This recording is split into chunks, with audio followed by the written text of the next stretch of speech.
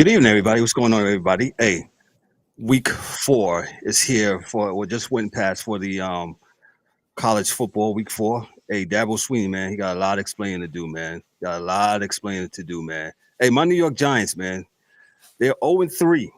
0-3. Last night was awful how they did last night, man. So we're gonna talk about it. We're gonna talk about the Eagles, how they came from behind. We'll talk about some other things. Hey, another thing to add insult to injury. Yo, Daniel Jones is balling out with the Colts. Is that an indictment on the Giants, their front office and their coaching staff? We'll talk about it on the Blitz. Let's go. Buckle up, sports fanatics. This is the Sports Chasers Podcast, your HQ for in-depth sports talk. Join host Kevin L. Warren and crew as they dissect the hottest stories, ignite debates, and bring you closer to the action. From locker room whispers to expert takes, we cover it all. It's game time, so strap in and grab a drink. The Sports Chasers Podcast starts right now. Hey, what's up, everybody? What's going on, everybody? It's another edition of the Sports Chasers Podcast coming to you live and direct. It's Monday night. It's the Monday Night Football Blitz, man. Hey, before we get into everything, make sure you like, click, and subscribe to the channel. Make sure you also make sure you give us that y'all subscribe to the channel, right? Excuse me. Hit the bell for all the notifications so you can get all this wonderful content. And those that's listening to me on the sound of my voice, Apple, Spotify, all those listening devices, man. You give us that 1, 2, 3, 4, 5-star review, 5-star review. Love us or hate us. Let us know how the Chasers are doing, man. So we appreciate you tonight. We're locked into football. We got college football. We got the NFL, of course. We stated, man, before we get on, let's meet the crew. D-Dubs, what's up, man? How are you tonight, sir? Yo, what's good? What's good, man? How you doing? I'm doing good. Sports Chasers Podcast, you know. I'm about to say Thursday night, Monday night, man. Monday Night Blitz, man. I would like to have my PS. Some good games, man. Good games. DA, I'm sorry. Good evening, sir. What did you say? Hey, I love both of y'all. I'm sliding in a little bit late, like that dude with the bad swing on our intro. I don't know who the heck that is. I gotta change that. Yeah, baseball bat. He's horrible. You must be playing for the Mets, dog. Oh, ooh, that's fire. Strays. Get down, Mikey. Get down, Mikey. Get down, Mikey. Playing with the Mets, man. But we'll talk. I'm just telling you guys now, man. All right. I understand as a football fan. Oh shit. Oops. Too late now. Go ahead. Sorry. That's the already. All right, y'all can start this Giants talk now. But we ain't gonna let this bleed through the show.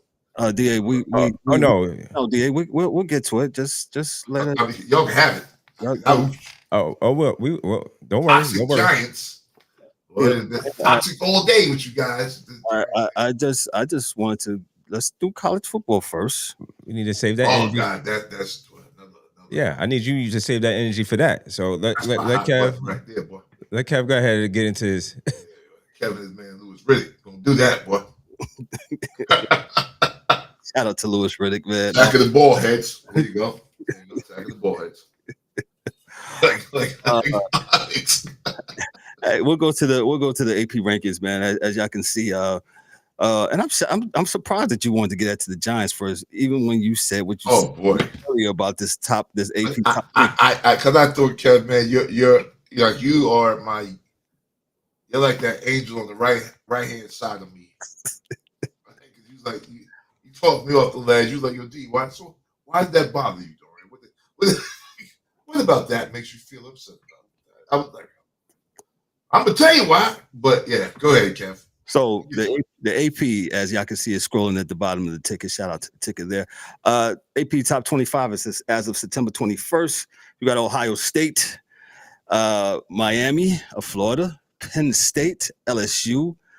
Number 5 is Georgia. Then you have Oregon 6, Oklahoma 7, Florida State 8, Texas A&M. They're at 9.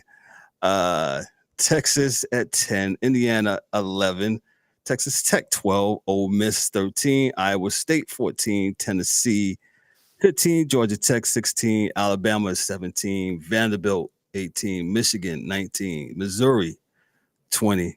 Good win over South Carolina the other day. Yeah, that was a good one.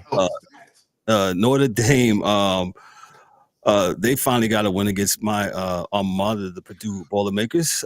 Illinois, 23. TCU destroyed what's his name the other night. They're 24, and BYU is 25. So, DA, go ahead and go into your AP Yes, sir. beef. Yeah, this is real simple, guys, and I don't think it's too crazy, especially the way Kev, has it scrolling on the bottom. There are two teams ranked within the top 10 that just should not be there. And you say, who, Dorian? Who is that? It's Penn State and Oregon. Why, D? Because every other team in the top 10 has played another top 10, or at least top 10 at that time opponent. Win, lose, or draw. That's it. Oregon and Penn State play each other this weekend, in which case one of those teams will be dropping to 15. Whoever loses will be dropping out of the top 10 for sure.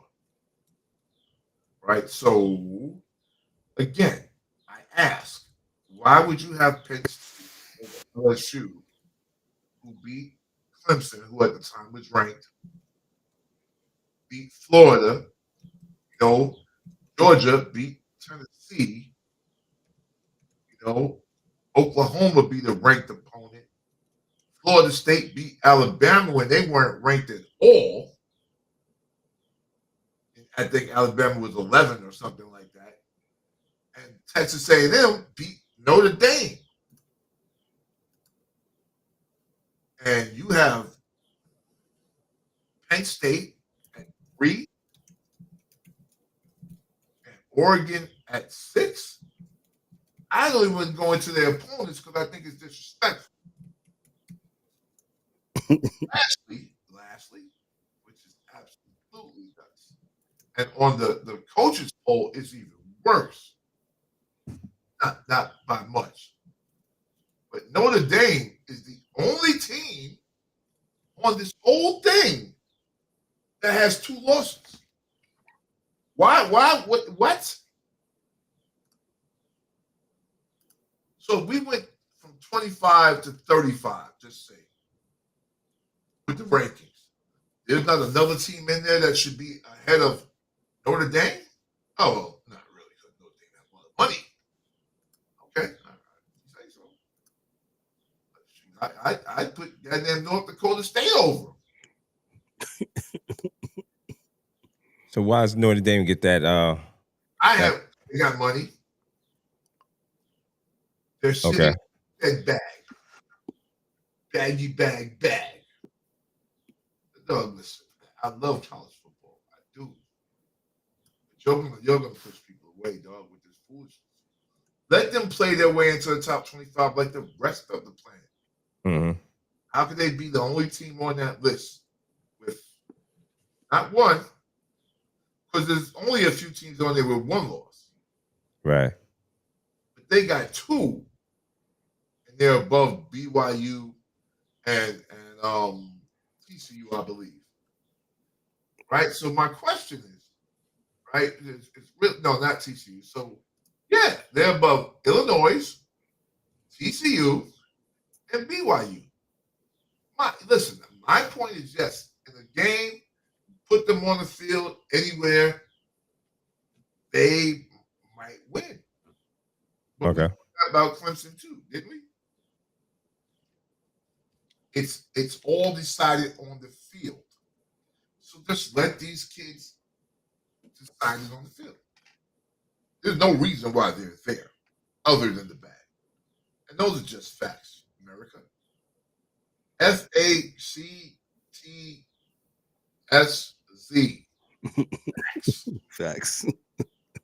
There's no reason for them to be there. None. Right? And there's no reason for you to put Oregon and Penn State above teams that have actually played other teams this year. I'm not going to get to the rest of my NCAA thing because it's like, conspiracy, Ouija boards, relegation. Not the Ouija board. Those terms that people don't want to deal with. But I think right off bat, that's I have a real problem with that. And for this week, real talk, big up to Syracuse. They are real. It's becoming a program again, like Coach McPherson used to have. You know, it's going to be. They're making their way back, man, because they crushed Clemson, and the score is not indicative of kind of how crazy the game was. You know what I mean? Like they really got at them, and I mean the state of South Carolina just had a bad weekend for college football. So, but with that said, man, I think Dabo got some explaining to do. Because you talked a bunch of hot mess earlier in the week. Well, DA, let me set Go ahead, brother. Let me set you up for that. So, as DA was alluded to, South Carolina, Clemson, they and I watched this game. This game, like you said, DA, I'm with you. This score was not.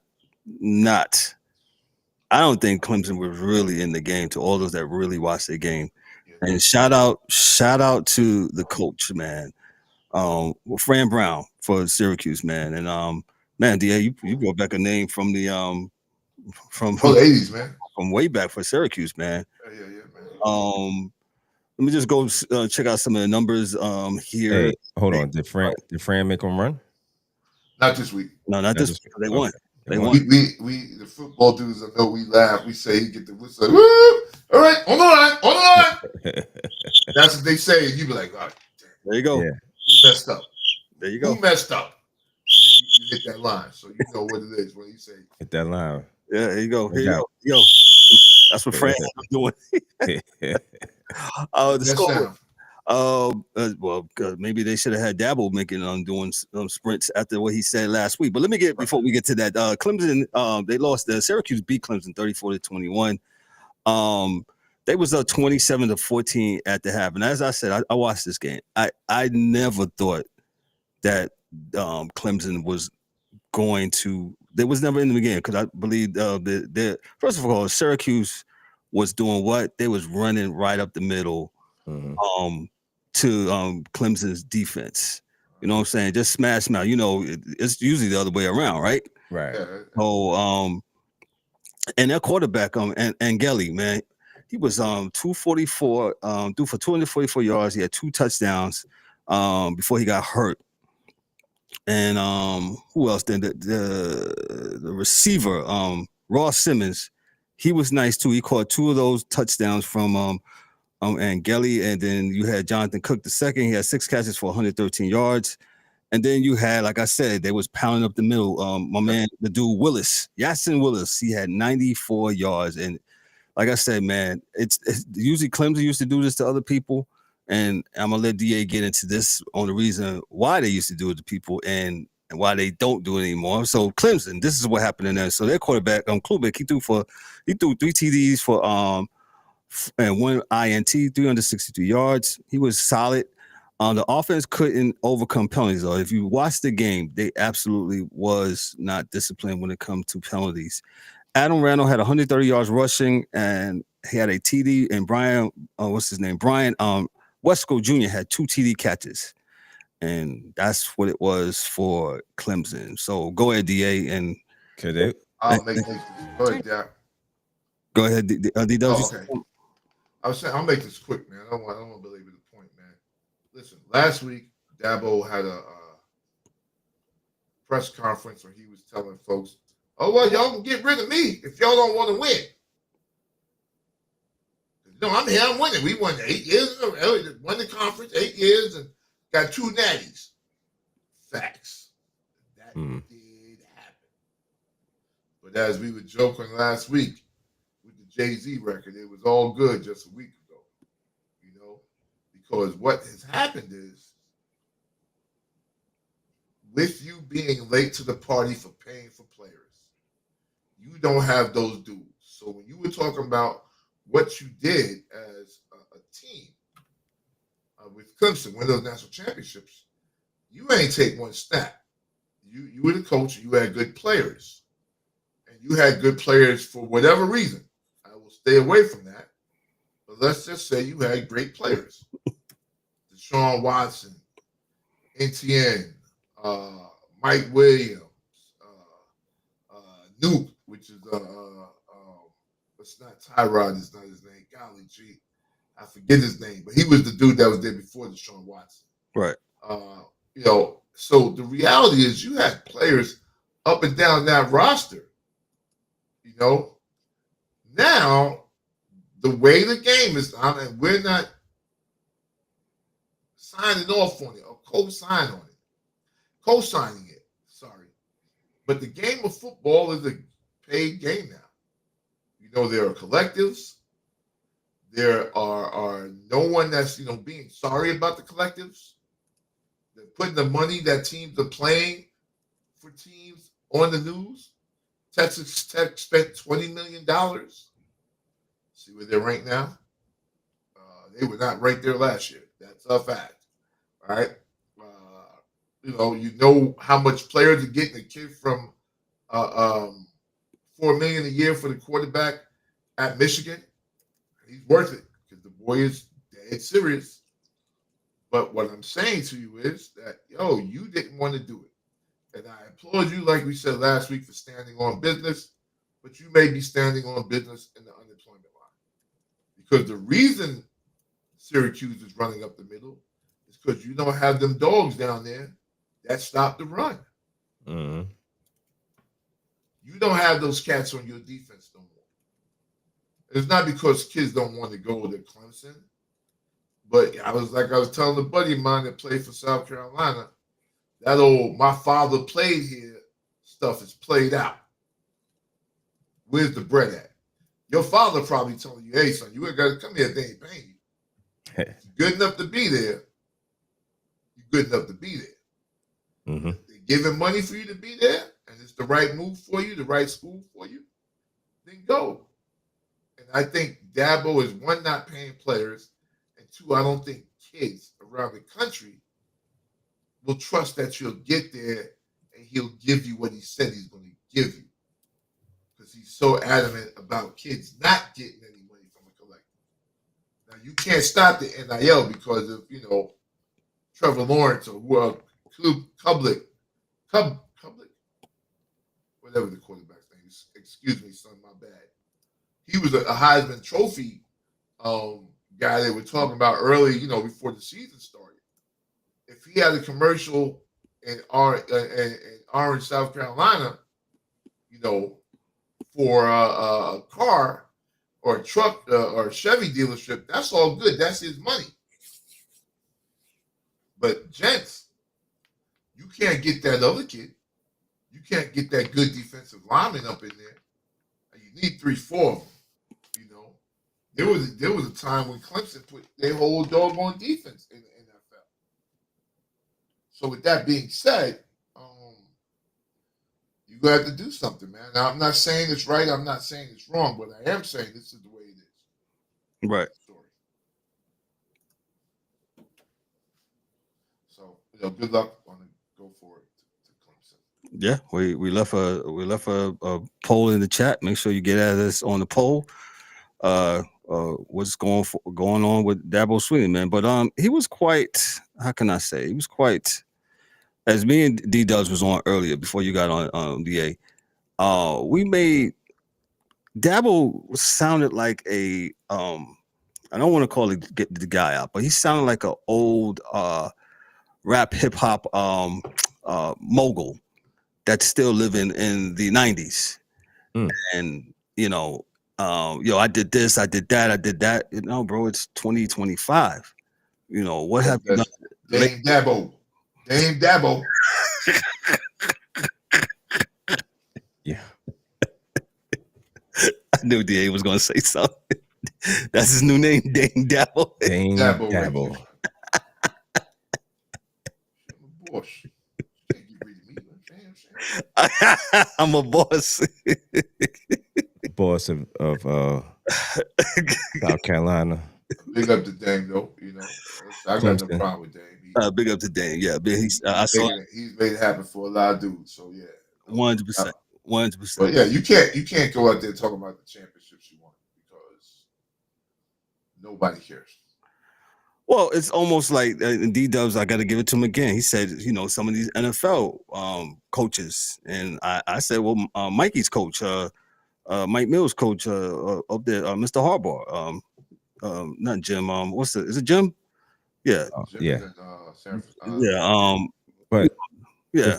The fact of the matter is, like I was saying earlier, the thing is that these guys are living off of yesteryear. You know what I'm saying? So, John. Listen, my bad. John Harbaugh. Yeah, you got it, Kev. It used to be, and me and DA talked about this. You win a chip, that gives you some time. You continuously win chips, that definitely gives you some time. You understand what I'm saying? But you win one here, win one it, like far in between. Yeah, that's not gonna cut it no more, man. It's a production base type of. It's crazy, man. You guys are 100% correct, but remember back in the days, the Super Bowl gets you 10 years. Super Bowl get you 10 years, especially in college. Mm-hmm. Like you win one in college, you got 10 years. Like they not messing with you unless it's LSU, because they don't care. They'll get rid of it. But if you continue at least and you get a Super Bowl and continually make playoffs, make postseason, that definitely gets you some time. And I'll say this, I'll even make the baseball reference. If you look at Joe Torre, right? Joe Torre's tenure was from 95 to 2007. And the Yankees, that last World Series was what, 2000? Was it 95 or 96? Because Buck Showalter got fired. They didn't get fired. 96. I remember saying back then, I was like, man, why we get this loser, man? This guy hasn't won anywhere. But that's a story for another day. So Joe Torre, he gets the 4 World Series championships with the Yankees. They do the dynasty, mid 90s to early 2000s. But then they started going to World Series. They lost to Arizona, lost to Miami, and then they never made it back. And then down in 2007, they thought it's time to part ways, and Joe Torre goes to manage the Dodgers. And so since it's history, and then the Yankees, and then Joe Girardi wins in 2009. He can't win no more, and he gets canned, and looks like Aaron Boone doesn't do it. I know this ain't baseball right now. Oh, his time is up. His time been up, but don't listen to me. What did I know? Yeah, so his time been up. He'll see what they do this year. He'll get there. So, Yankees get there when no one thought they'd get there. I guess. Well, we didn't. That's a fact, and but anyway, players, that's a whole nother. Yeah, but going to what I'm saying, so players matter, man, and I know the coaches get that play, especially when you're in a school where there's nothing else there. I know you get that play for winning national championships, and Clemson hadn't won a national championship in like the 40s or 50s or some crazy mess like that. So it's a big deal, but we can't rest on our laurels and speak of, well, I've done all of this winning, which is great. But the reality is the game has changed, because Mike Krzyzewski would still be there if things didn't change in college basketball. Things change, and you got to roll with these punches. Hey, check this out. Oh, go ahead, Ken. No, I was just saying, Coach St. Nick, he would have been there too. Yeah. He said it. He said, I'm out. Yeah. Let me tell you, this almost feels like Dabo. Like who brought that up about Alabama? It almost feels like that there's a way out for this guy. Like he's plotting. You know what I'm saying? And these coaches do that. They'll do this. Where they'll plot because things. This dude, the boy, right out there in Alabama, if he don't do what they think, right? Dabo Swinney is a son of Alabama. Played on the team in the 90s when they won the championship, right? Wide receiver. So it was 90s team? I don't remember them winning in the 80s. It might have been the 80s. Clemson? I'll bring it up. Alabama. He was a wide receiver at Alabama. And so he's a son of Alabama, and they may bring him back to coach. I don't know. But it's harder there than it is in Clemson for sure. And they don't care who you are. You know, your grandmammy slap you if you ain't do it right out there. So those are rabid fans, bro. So I don't know if Caleb DeBoer is going to stay, but I don't know if yeah, he played in the 90s, 92 national championship. Yeah. Alabama didn't have anything in the 80s. That's what Derek Lassick and them won that. Yeah, 92, 2009, 2011, 12, 15, 17, and 20. Yeah, So that was a good team. That 92 team had Curry, and that was a bad. That was a bad team. But the reality is, what I'm saying is that he could find a landing spot there, but you might be jumping out the frying pan, and jumping straight into the fire with that SEC thing. So up to him. Well, speaking of SEC and ACC, let me just stay right there in that vein. And this developed right before we came on the air, so I thought it'd be notable to mention this. There's a big development in ACC college football scheduling. The conference is shifting toward more Power 4 matchups, which means tougher non-conference games, possible shakeups with existing rivalries, and strategic implications for standings and playoff metrics. We're considering how this impacts recruiting, scheduling, TV revenue, and how teams build strength of schedule, man. So the ACC, they overwhelmingly adopted a new regular season format, 9 conference games. 9 teams. The copy in Alabama did that 2 weeks ago. Correct. And teams must schedule a minimum of 10 games each season against Power 4 opponents. Hey, D8, you might be getting your wish. Didn't we just say this, right? Yeah, you're right. You're right. The decision is part of the ACC Commissioner Jim Phillips' efforts to mirror models like the SEC, which will also shift to a 9-game conference schedule started in 2026. So does this mean we're getting more competitive play? Yeah. And this is what DA was saying earlier about this was his whole beef with the whole thing about the AP top 25.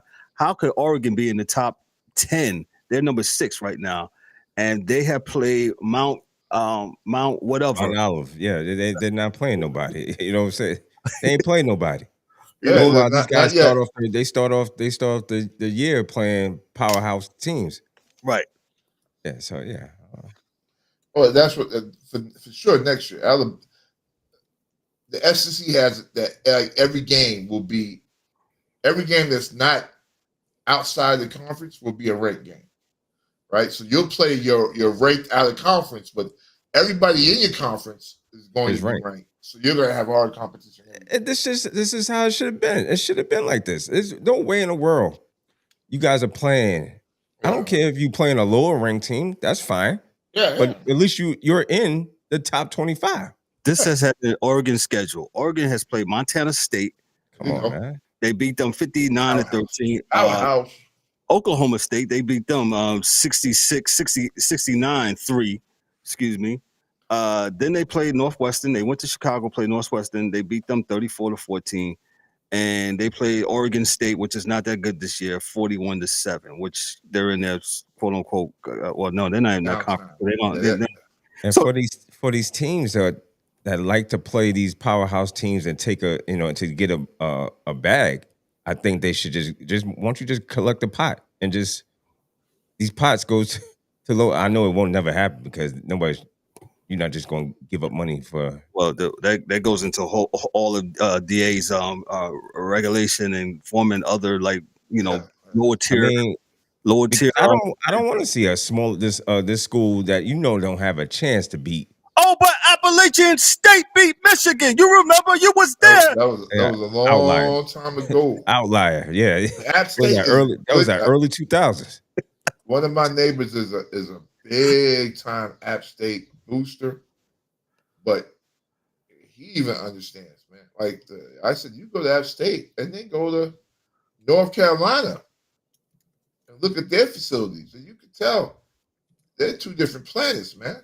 It's like D-Dubs knows he's closer to it than any of us. It's like welfare, man. You know what I'm saying? You got the people with the house on the hill, and then you got the other people that don't have as much. It's It looks like it. You could tell.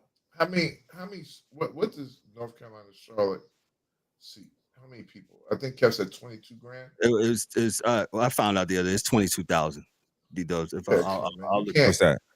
How many people can fit into the well, they North just added Carolina UNC Stadium? They just added like another 5,000 bleachers. So because they're doing a whole reconstruction. Renovation? Okay, so yeah. So they just what's the? Do you So it's know?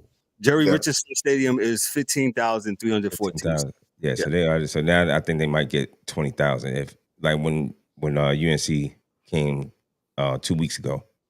I think they had a full house. Hey, I got one more. I got one more upset for you. Hold on, let me get in character. Oh, you wasn't talking about that last year when Northern Illinois beat Notre Dame. Well, that happens. The dude got the check. Yeah, that's it. He won the game and got the check. You're not going to see much more of that. Because if you do, right? If you do, for years to come, you got to move Notre Dame the hell up out of there because they don't belong there. Mm. That's all that means. And when they get right again, then they can come right back up there to that level of play. But yeah, we don't need to see, no.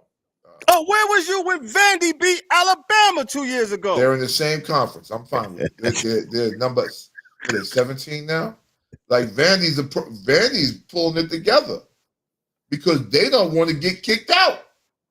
Mm-hmm. But some of these teams at the bottom of these big conferences that aren't good are going to get pushed by teams like Memphis, right? That are good at the next tier. They're going to get pushed because Memphis is getting the money. I think Kevin said before the season started, they got a huge influx of dough from their sponsors to get players, and you can see they're playing a lot better. The money talk, the BS walk, man. All the time. Yeah, I just thought this is interesting. And you'll see other conferences, I guess, mirroring the SEC and the ACC. And it looks like it's going to be these couple of power conferences, and that's it. And everybody else, well, maybe it'll fall out where they won't be playing. Oregon won't be having this. Maybe Big Ten comes up with the same type of thing where, hey guys, they have to.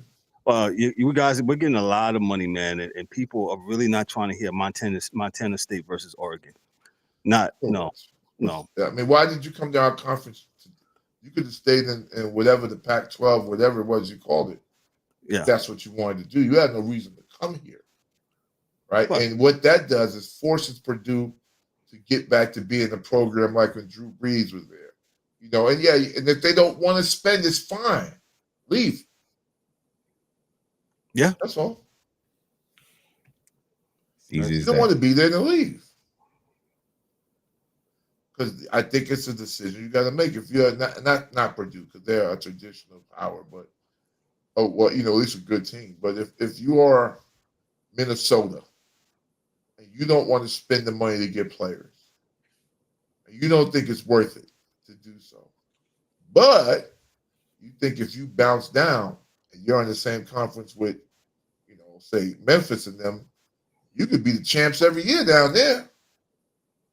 They just have to have a championship to win. You see teams that will dump down because they don't want to pay the money. Facts. They're not football programs. Like, I remember when Georgetown had a good basketball team and a Division III football team. Like, they don't have to be in the same division. I don't believe they do. I'd have to check, but yeah, that's, we ain't got to do that. We don't have to do that. Yeah, I agree. It was a good weekend of football, though. Yeah, good weekend. Let me just go on to other couple of games that was a note. Oklahoma, they beat number 22. Number 22 Auburn 24-17. And Oklahoma was ranked number 11 now. They're 4-0. Auburn, they beat them. That was a good game. I didn't get a chance to catch that, but I just thought that was a notable game. Some other notable notes. Oklahoma had 6 turnovers this season, but this weekend Opponents have scored only 9 points often. In this game, Matty had fumbled once, but Auburn couldn't capitalize. Auburn also struggled to protect the quarterback and their running game. And I also wrote here where they was where Oklahoma was just getting after the quarterback. I believe he got sacked a bunch of times, man. 6, 7 times. No, it says here night. Oklahoma sacked Arnold, the quarterback, 9 times, tying the school record, man. So yeah, he was running for his life. From what? And Go ahead. Yes. You know why else? Dabo ain't got no defense because Brett Venables is the coach at Oklahoma. So he had those defenses. He was the D coordinator for all those championships. So you're going to tie into a point that I'm going to go back. I'm going to go to later on in the show, where sometimes the offensive or D coordinator, they leave, right? They go somewhere, and either they're very successful or they're not successful. You're back being the Niners D coordinator. You're back. I sure wish they had Wink Martindale. Yeah. We're fastly approaching, I should say, the NFL as we'll come up here. So that was that. I only brought this game up because of who's coaching. UCF, they beat down UNC, and I'm not talking about UNC Charlotte. I'm talking about the University of North Carolina in Chapel Hill. For Chapel Bill, they're 2-2. They dropped to 2-2. So those 70. He was on the sideline though.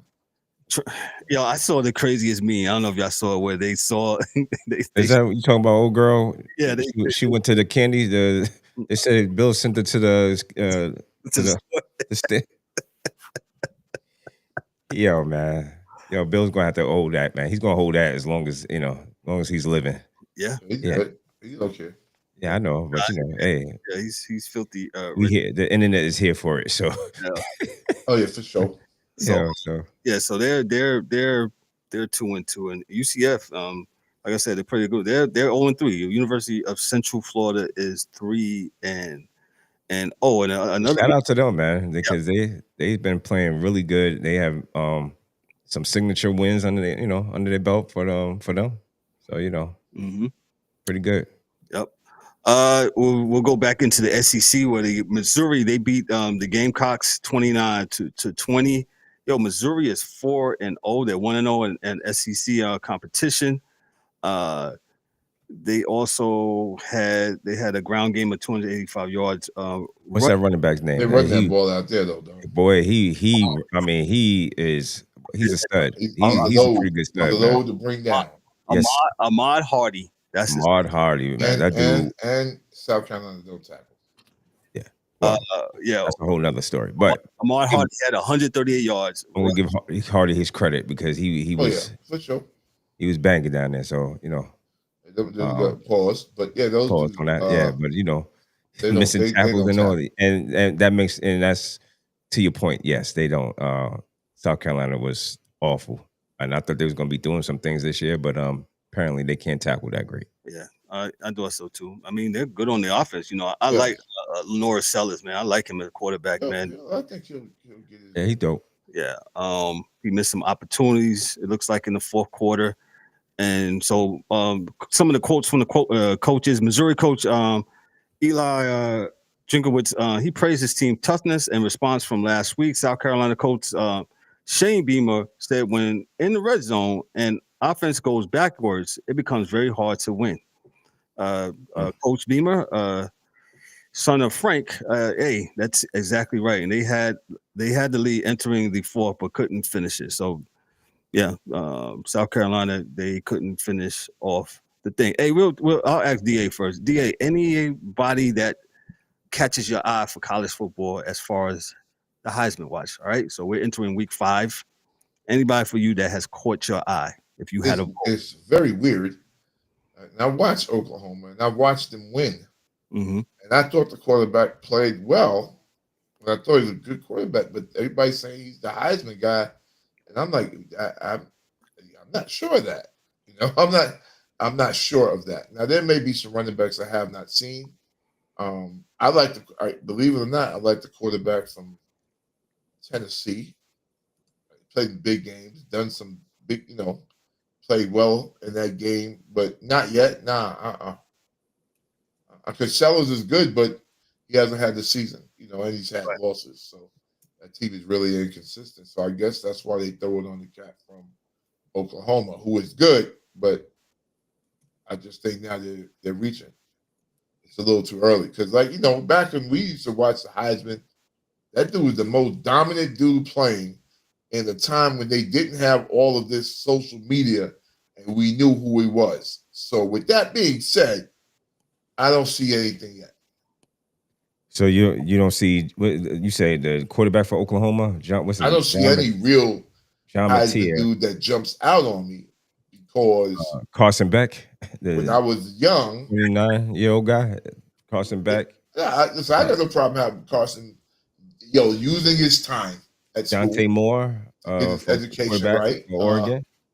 But I don't. Yeah, no. Oregon, nobody from Oregon. Gunnar Stockton, quarterback of Georgia. That's what they. That's what they look like right now. He's only a sophomore. He's a baby. Another contender, Fernando Mendoza from Indiana. You know what? He plays well, man. Yeah, he plays really well. I like him. I just don't think at this point in time, still real early in the season, and I can only go back to being an old guy and say when we was younger, without all this social media, we knew who the Heisman dude was without even seeing him. Right now, I don't have anybody that's kind of jumped off the page to me as someone that's Heisman worthy per se. Makes sense. I think it's too early right now. I mean, I don't see it. It's kind of early for me, so I can't really judge anyway. So you got Mike. Who got the Heisman, man? Mike Millie. What's good? Mike Millie on. I got the Syracuse head coach is the Heisman. On the line. Yo, man, you gonna put some respect on Dabo's name, brother? They ain't Dabo, son. It's all about Dabo. It's all about the guy who beat Dabo. Yeah, well, that's a lot of shit. So Mike, you wasn't on yet. I know you got a chance to listen to us. We absolutely did talk about Fran Brown, and I like what he did from when they beat Connecticut and went to overtime to beat Connecticut, and he had them doing what? Y'all go ahead and run this. Yeah, get that run on. Let's get these win sprints out today, so you ain't got to do them tomorrow. Come on, let's go. Yeah. I have respect for that, man. He went back old school, man. Like, this is how we're going to do it. And I was saying earlier how they was running the ball right down Clemson's throat the whole day. And I never thought that they was ever in the game.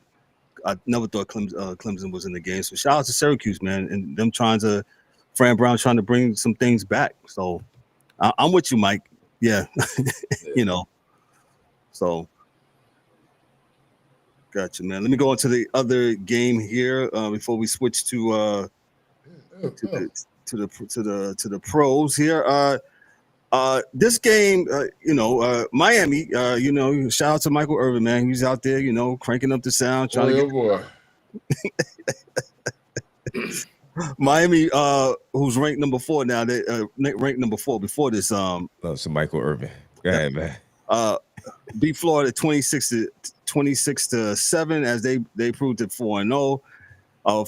Florida was held to 141 yards total offense. Florida went 0 for 13 on third down, the worst showing by any FBS team since 2022. Quarterback DJ Lagway, Florida completed 12 of 23 passes for only, get this, 63 yards. Miami defense really, really locked them up. I watched this game too, man, and there's a whole bunch of scatbacks, whatever they call them, cars getting repossessed out of Gainesville today. Boy, hey, Coach, where's my car?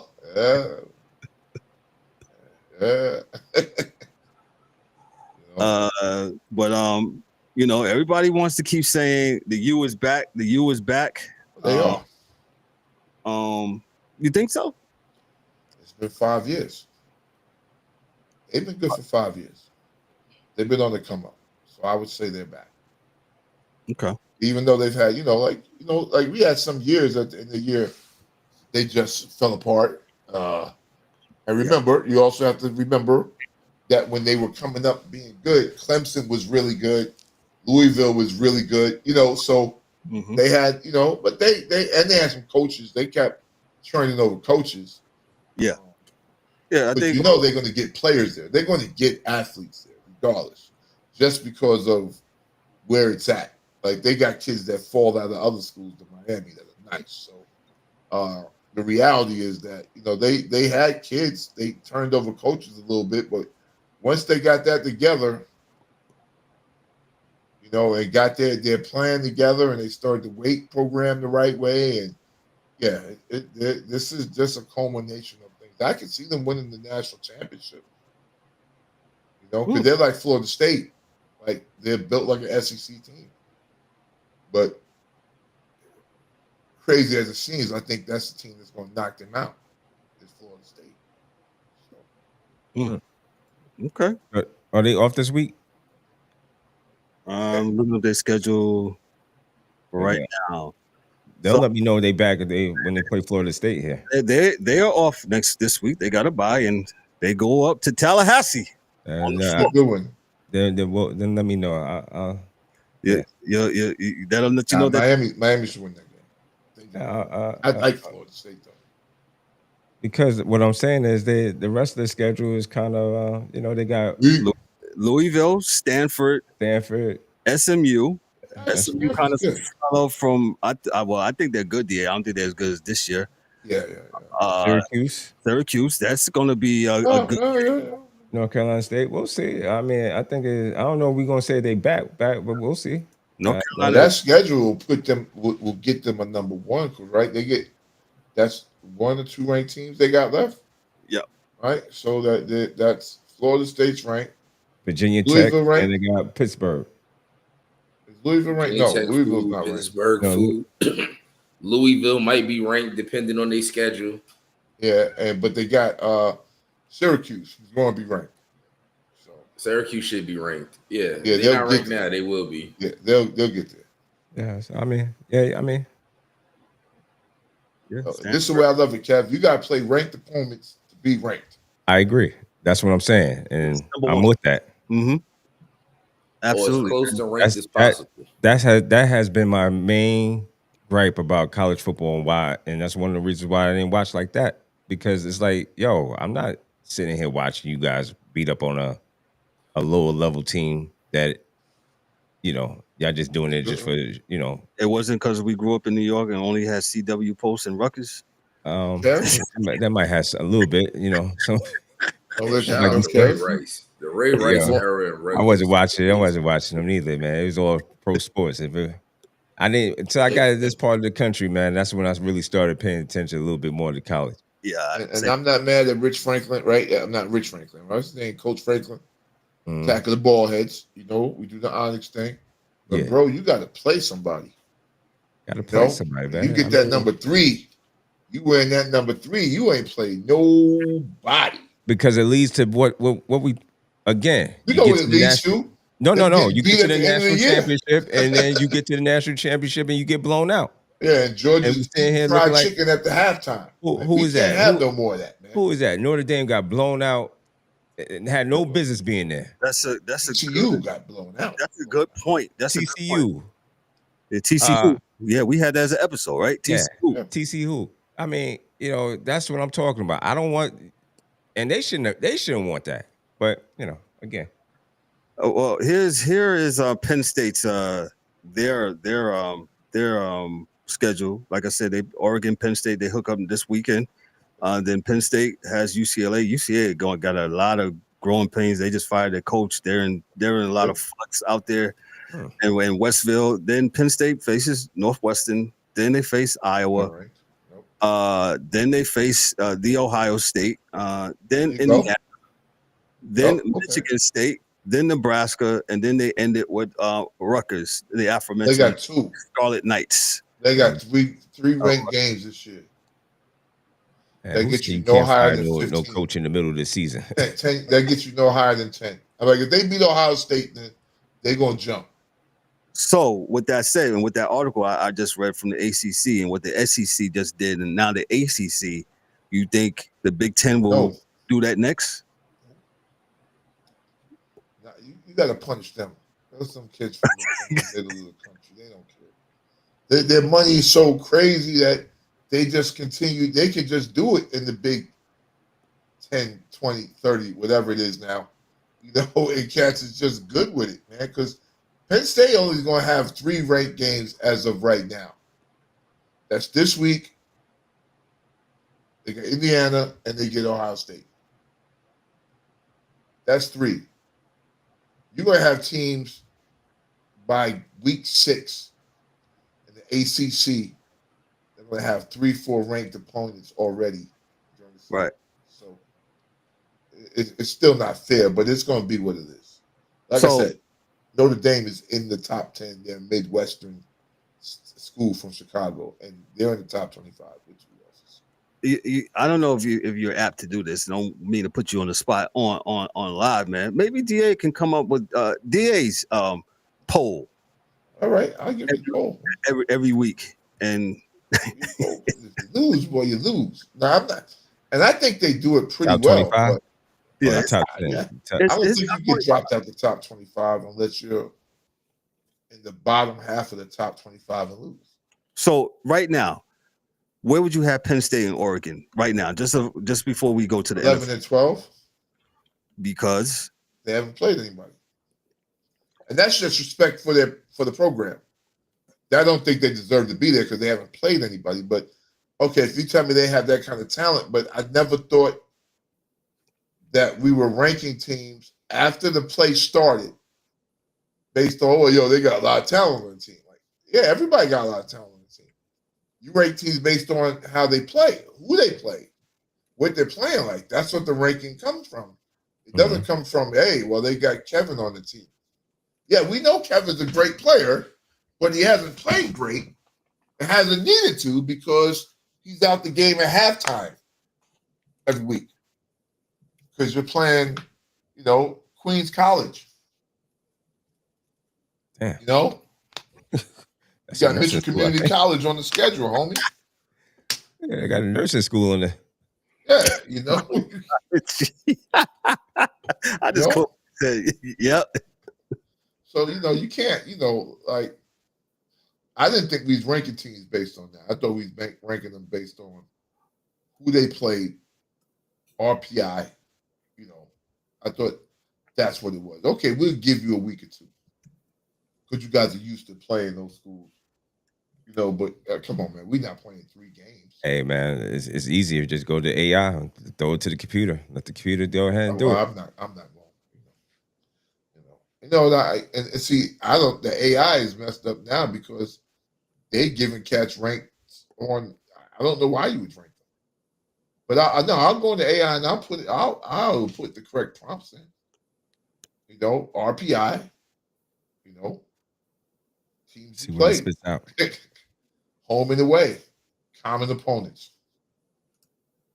Oh shoot, that sounds like the BCS. But you got the BCS, you can't have all this betting money out there. So it is what it is. Me and Mike Florio agreed this morning on that betting thing, but let's go on to the big boys, and they know it. Yeah, let's go to the National Football League, man. So, yeah, I don't have the music yet, man. Nostalgia in the sky. Well, go ahead, Mike. Go on and get it. Ravens bro. and Lions is about to start up, yeah? Yeah. We see what they got now. Golf start golfing. Did he say golf start golfing? Yeah. You mean Stafford? Stafford? Good, man. He's actually Jared Stafford play tonight. Oh, Jared Stafford. I mean, God, that dude is. I think he's a good quarterback. Now he's who he's supposed to be. Yes, but he sure enough got that bad early though, son. Hold your fire. What fire? We didn't say nothing bad. I mean, he's what he's supposed to be. No. I'm just saying. Hold your ammo, man, because Kevin going to set it up. Go ahead. I'm gonna say it, but that wasn't the game. I'll go to. Let me just go to this game first. The The between the Bucs and the Jets, the Bucs won the game 29-27, a last minute field goal. Of course, the Bucs improved to 3-0. The Jets are 0-3. There's a lot of sentiment in the New York City area. It's the same old Jets. The coach doesn't think so. Aaron, wrong. Yeah. They won all 3 games on the final minute of regulation. Tampa Bay got a good team. Baker Mayfield, he's been absolutely playing well. He was 19-29 for 233 yards, 1 TD. He had 0 interceptions. Chase McLaughlin delivers multiple long-distance field goals of 54-55, including the game winner, a 56-yarder as time expired. D-Dubs made a point yesterday in our chat saying that, hey, these guys are making these 55 and 60-yard field goals with just ease. I wish the Giants would get one though, but that's another story for another day. But I'll just talk about that. Go ahead, DA. Oh no, that's gonna be a story. It's gonna be a story for tonight. But go ahead. I think first off, there are no moral victories. I'm not even going to hold you on that. But the Jets are a better team than what they were.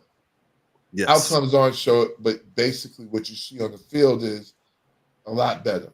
I can already see what's not working because I know that the coach wants to build the defense first, and that's just not happening. You know, a lot of things is going on, but they're getting behind, right? They got behind 17 points yesterday until the fourth quarter, right? But you know, Tampa Bay got a nuclear weapon in that wide receiver, and when the other two get back, it's really going to be a problem. You know, and Baker's not throwing the ball to the other team. This stuff is not that hard, fellas. Just don't throw it to the teams. If you got to wear the creamsicle uniforms every week to make sure your uniform don't look like theirs, then you wear it. Shout out to the Bucs going to the creamsicle. I don't care what you do. Don't throw the ball to the other team, and you have a pretty good chance of winning the game. Hey, Daniel Jones is proving that too, but we'll talk about that. He's up next. That's all I got, man. But I do like them. I'm just not sure if Tampa Bay has the firepower to beat. Mike, I'm gonna let you go. Hold on, like the Rams and whatnot. The Jets don't got no more moral victories. The Jets are out of moral victories. Okay, the Jets don't have they're totally used up all moral victory cards. They have none. Yes, I applaud them for making the attempt and playing out. That's what they should do. However, they got a lot of work. They got some young talent. They got some young pieces, and they just got to put this stuff together. They can't wait to score some points. They got to put the points up there, and they can't get behind, just like you said. So it makes it very difficult. They got to kind of start the game off and play from up front. Of course, quarterback is hurt. Tyrod Taylor was starting yesterday.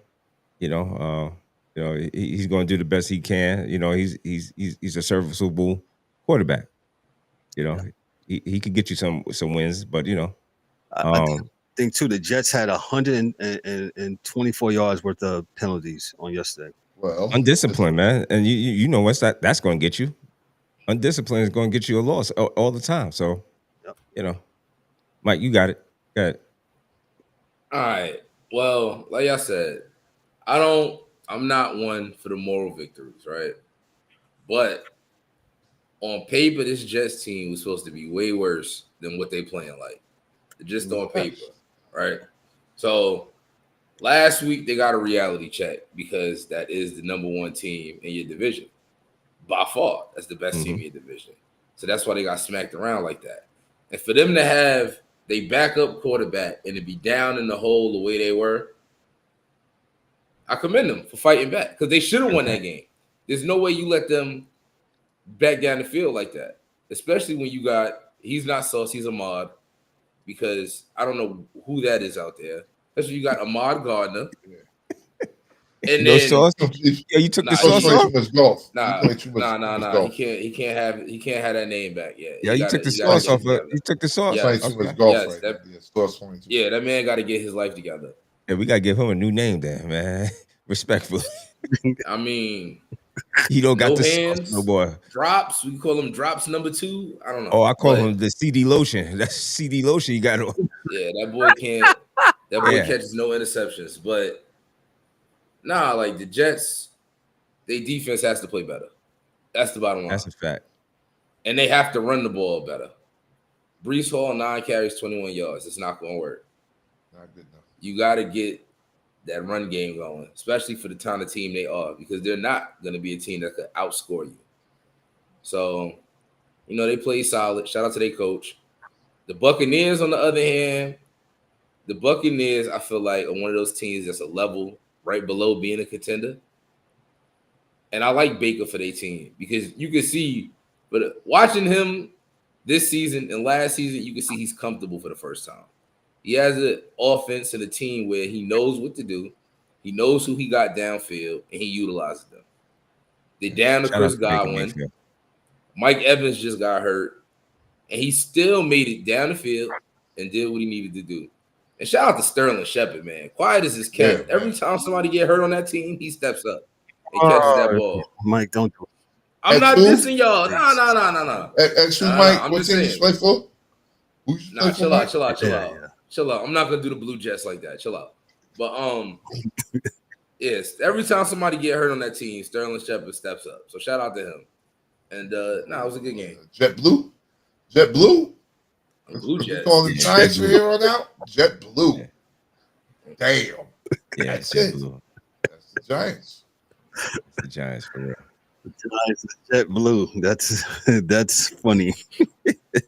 So the Jets are 0-3, and Tampa Bay is 3-0. Let me we have a new segment, man, called the Rollback, man. DA and D-Dubs, go ahead, have at it, and I'll let the folks know what the Rollback segment Rollback is. is when you buy something. Go ahead, D. No, you got it. He's about to. You get it to the crib for a little while. You got to roll back to the store to get that thing back, man. So we got the Atlanta Hawks on the rollback. They're going back to the store. Not the Hawks. Found the box. I mean, you can take both of them back. So he ain't told a lie. Yeah, he met the Atlanta Falcons, but Same thing. Yeah, they find the receipt. You know, in New York, you had to have everything to take something back.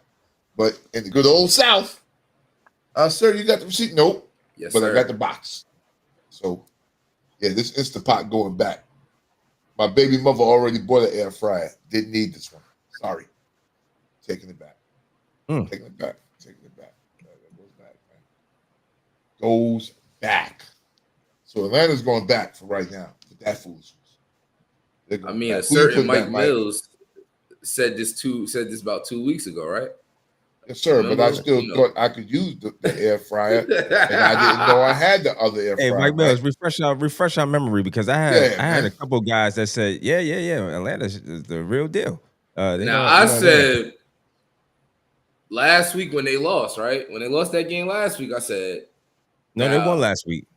They beat No, Minnesota they lost to the week. Buccaneers. You're right. When they lost to the Buccaneers. When they lost to the Buccaneers week 1, I said, man, that was a real Kirk Cousins result. You know, real close. Oh, yeah, you did say that. Throw it away at the end. Yeah. So now my thing is you paid Kirk Cousins $100 million to ride on the bench behind Michael Penix, who has flashes where he looks like he should be the guy. And then you have days like this week against Carolina where you could have let him sit a little bit longer and he might not have had some of these Kirky quirks. He could have been like Jordan Love. But you know. Let's talk about what can we trade? Can we trade Kirk Cousins to the Bengals, and the Bengals out? No, we ain't paying that kind of money. They don't want that contract. Bengals need to go get Jameis, but I digress. Who do I got on rollback? Oh, I got America's team on rollback. The blue star Yeah, good, Mike. has a gold star this week, boy. On sale, aisle 5. Please come get them. Hey, are you slashing the price on them? Are you clearance? Is it going to clearance? Clearance. Whoever want them, come get them. Now, I tried to be nice last week. I try not to call you a fraud if you win the game, right? I try not to put you on fraud alert. But they cowboyed like they normally do. And shout out to my brother Tally Red. If y'all don't believe me, y'all can go ahead and ring him up. Because right before I left the house, I said, man, you know it'd be the most cowboy shit ever? They go out there and get blown out because they're due. They're due. They don't play defense like they should. And I'm like, and everybody got them as the favorite. Dak is going to go for 300. Go pick up all his targets in fantasy. And what did they do? They cowboyed it up. Jerry Jones said, yeah, we need to stop the run. That's why we got rid of Micah. And the Bears proceeded to throw the ball front, center, left, right, in between, flea flickers, reverses, handoffs. It's to the point. It's to the point you don't know who's back there in the secondary for the Cowboys. And Kev, I don't know if this is the game, but we're gonna go to this game. Cowboys, Chicago. I didn't see the ticker, but it's on the rollback. They're definitely on the rollback. Did you see the flea flicker? It was I've never seen a flea flicker. Bad. I mean, the ball was up in the air and dropped down in his hands, and then he's still able. With all that time, you got to think about it. The ball up in the air, it drops down. He finally gets it, and then he's still able to make a pass and throw it. I think it went for a touchdown. Didn't that go for that one for a touchdown? It definitely went for a touchdown. Cowboys what are else bad. would it be? Girl? Cowboys are bad. They are bad. And they're a team too that could flash. They'll flash some greatness at times, but not this year. I don't think that it's in them. I don't really think, and they definitely need to go back on the shelf and with the orange sticker. What are they still accepting I don't know. a receipt from I the don't Cowboys? think so, everybody else We trying to don't want to take them back. Some dudes just leave them outside the store. I see some dudes just leave it outside the store by the lawnmowers.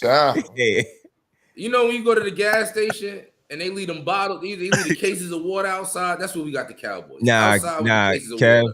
So if you buy them, if you come inside and be a good citizen and buy it, I respect that. But if you take the shit, I don't blame you. Just take it and go, please. Hey, check this out. For all this junk that these Cowboy fans talk, they need to have their receipt because they've been talking the most. And you need your receipt to bring this back. They buy the same thing every year. Those fans buy the same thing every year. Got to bring it back every year. So. Yeah. That's true too. So I guess they don't need a receipt. Grows weeds. You put that grass seed down, ain't nothing coming up but weeds. So hey man, it ain't no good. They say you leave the store. Hey man. Yeah, they ain't no good, man. They're on rollback special, man. So this is the rollback segment here. We roll back two teams, the Dallas Cowboys and the Atlanta Falcons. And we do it for every sport, man. Way too basketball. I know Mike. Yeah, NBA. NBA. We'll talk about MLB on who we rolling back on this Thursday, man. I don't want to say anything, but already. De'Aaron Fox, he need to get investigated, but that's neither here nor there. Ooh. I'm throwing that in the air. Next one, sports gambling. Please tap his line. Investigate him.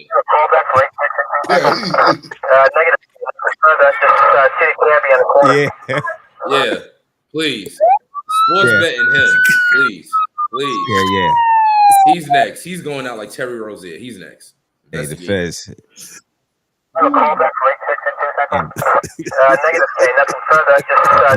Please block this. Feds need to do a sweep. Word the future. Feds did a sweep. Come get it.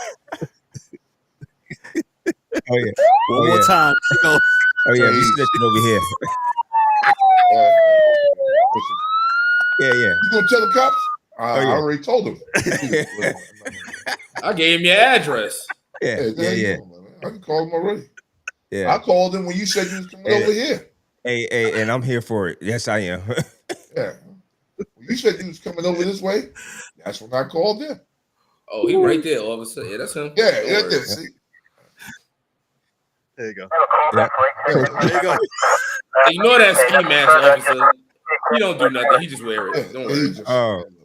He steal money. He don't do nothing else. Yeah. He still credit cards me. You know, he ain't get nothing out of him. Don't worry about it. Yeah, he's a nonviolent offender. Let me just move take on. That was the worst ones. Oh man, let me move on to the next one. You guys are hilariously funny. That was all right there. Hey, I was going to call them the Baltimore Colts, the Indianapolis Colts. They show that they're not just an offensive firepower, but defensive opportunists. It's a reminder of early season momentum makers, both in record and building confidence. And let's just go into this here as the Colts beat the Tennessee Titans 41-20. This is the first time this year that the Colts actually punted the ball, which is crazy, right? The Colts improved to 3-0. First time they opened up 3-0 since 2009 under Peyton Manning. Jonathan Taylor, man, he was a huge big deal. 100 yards rushing, 3 rushing TDs, and I'm going to say it, an indictment. Daniel Jones continues to shine. Could be the most, as things progress. I mean, comeback player of the year. He had 228 yards passing, 1 TD, and still no interceptions. In the words of DA, he doesn't throw the ball to the other team with the other jersey, colored jersey. Michael Pittman Jr., strong receiving, had 6 catches for 73 yards. Kenny Moss returned an interception for a pick 6 early, setting things up for the Colts. The Colts recorded 4 sacks with Tyquan Lewis getting 2. So I'll give it to D-Dubs. Well, let me just say this first. Got a chance to watch this game a little bit on the Red Zone. Daniel Jones, what can I say? This absolutely right. You take one player, you move him over to another organization. You provide some blocking for him. You give him a great running back. Jonathan Taylor is the move. Now, mind you, the Colts absolutely, they've had this whole Anthony Richardson thing, and whether he's good or not, he lost his job, and Daniel Jones takes over, and Daniel Jones is making the best of the opportunity, man, right? As a Giant fan, right? You're watching this, and you're like, okay, why he couldn't do this in New York with the Giants? I mean, don't be so hard on yourselves. Go ahead, Mike. I mean, you know what? I should have rolled back the Giants. I've go ahead. There's still time. You need to roll back the front office. I keep trying to tell you that. All right. So now Daniel Jones looked like this, right? Remember when y'all gave him $40 million? Now the yardage wasn't there, but the game managing, the not throwing interceptions, the being decent, it was there. Yeah. And you know why? Because he didn't have to do everything. Like y'all protected him a little bit, and you had a running game, right?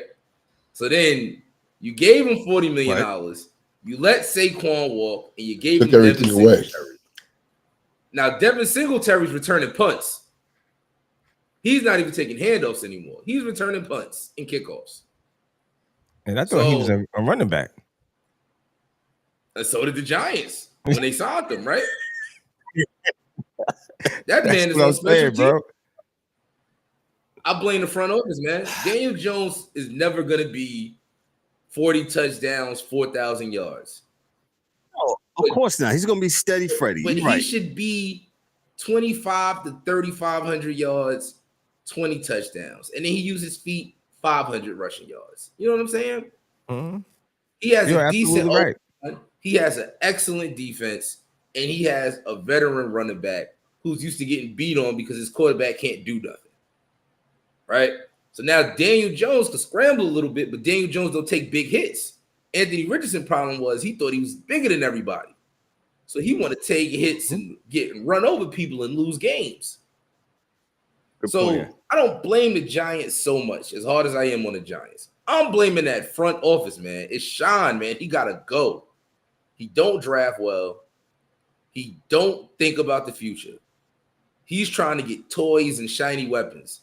You need to build your trenches. Like I said last week, the Colts have a decent O-line that gives him time, so Daniel Jones don't have to figure it all out.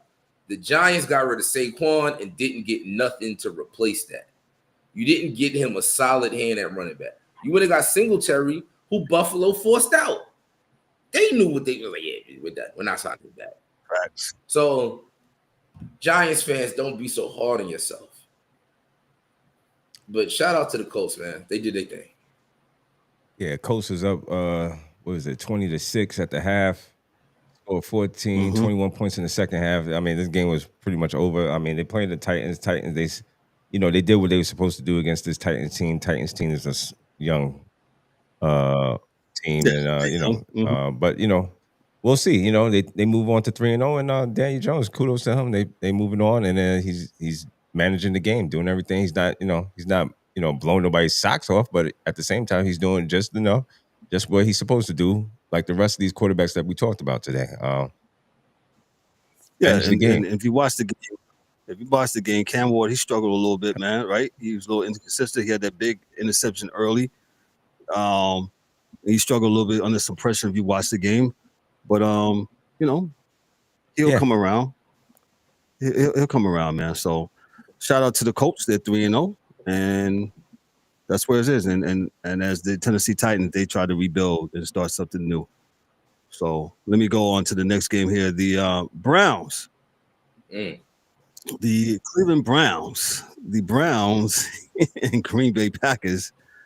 Rookie kicker Andre Schmitz nailed a 55-yard field goal as time expired to give the Cleveland Browns a 13-10 win over the Green Bay Packers. Cleveland now 1-2, score all of its points in the final 3:38. And Cleveland's defense is really boss, and they keep holding on for dear life as their offense tries to make some moves. They're snapping an 8-game losing streak dating back to last year. It was the first time in franchise history that the Browns won a game in which, here they go, they had scored no points and trailed by at least 10 with 4 minutes remaining. The heroics came when Schmidt's confidence had been tested. He missed an extra point early, if you saw the game, and a field goal in week 1. Turnovers and defense made huge plays. Grant Delphi intercepted Jordan Love at 3:18 remaining and returned it for 25 yards to the Packers to the 4-yard line. The Packers offense was mostly quiet in the fourth quarter. Green Bay first quarter and second quarter. I mean, they only scored 3 points in the first half. I mean, yeah, quiet. Yeah. Okay, I didn't mean to cut you. Okay. No. What's the name? Quinshawn Judkins. He had 94 yards on 18 carries and scored his first NFL touchdown, tying the game 10-10 with over 3 minutes just left. Joe Flacco, he threw for 142 yards, 21-36. He had one interception and not flashy, but that's what Joe Flacco is going to get you, and that's what he's going to do. Man, if the Browns would believe in themselves like the Baltimore Ravens did in the early 2000s, that's what this team reminds me of. But their offense is really, really bad. It's worse than that Baltimore team, and probably Mike could speak to it when he get back. But the Browns, man, that Browns defense is no joke. They are a very serious group they got on the defensive side. So, like I said, that game was 3-0 at half. You know what I'm saying? So, and Green Bay could not do anything. So, I think the Green Bay might have to you might have to consider rolling them or at least packing them up into in your car before you take them back.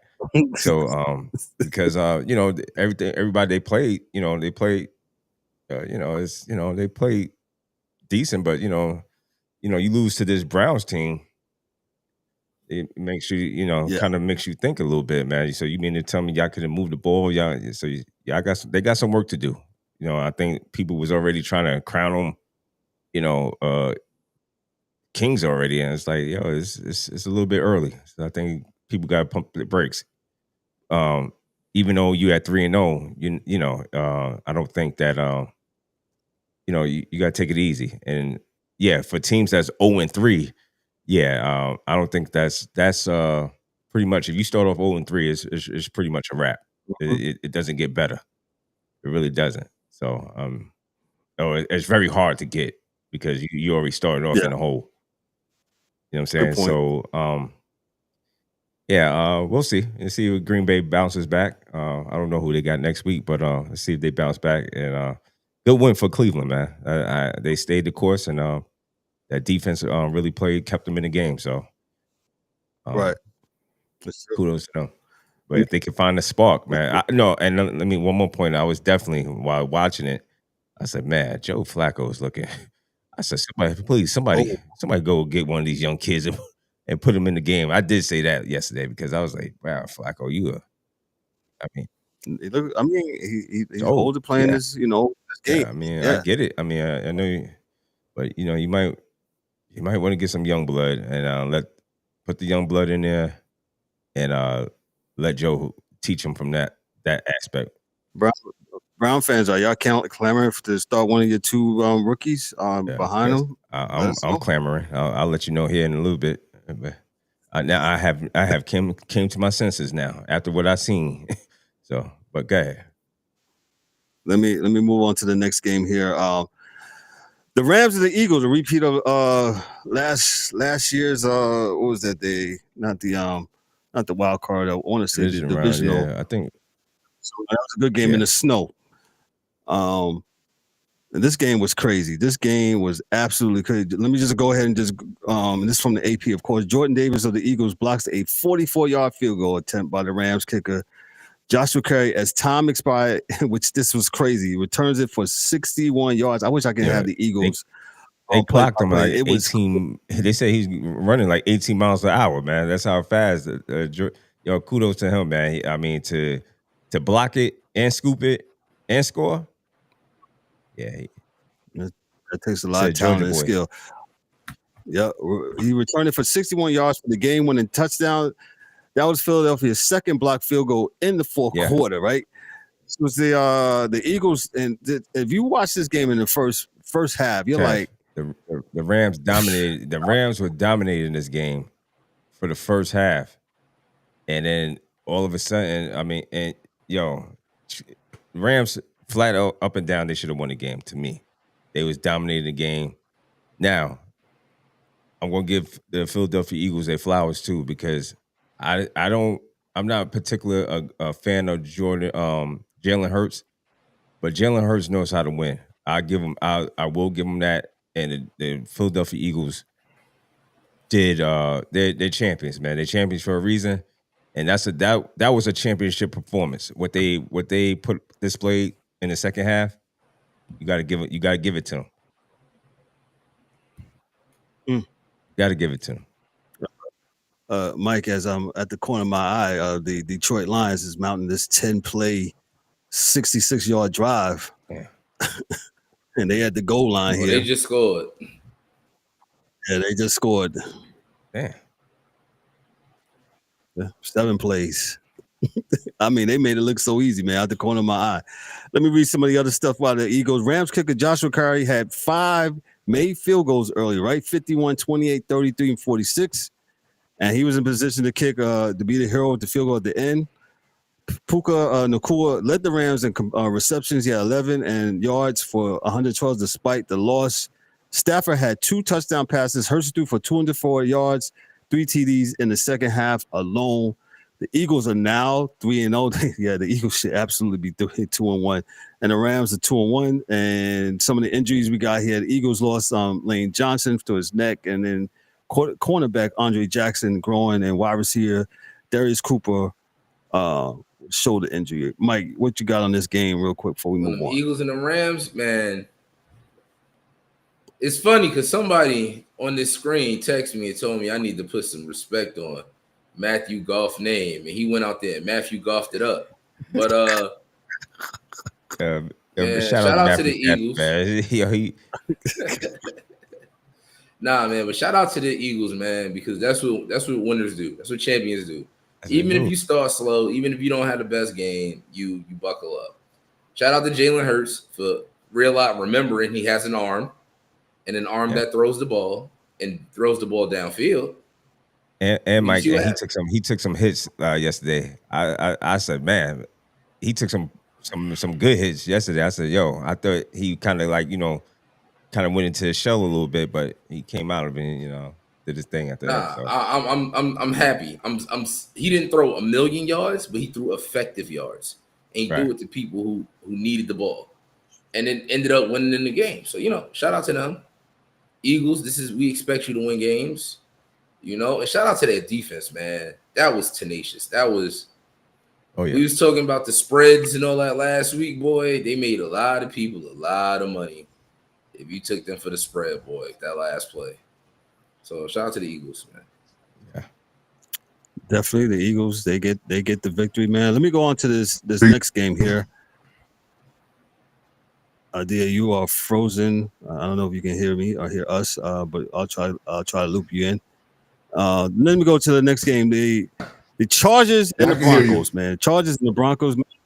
All right. Any thoughts on the Eagles and Rams game before we move on?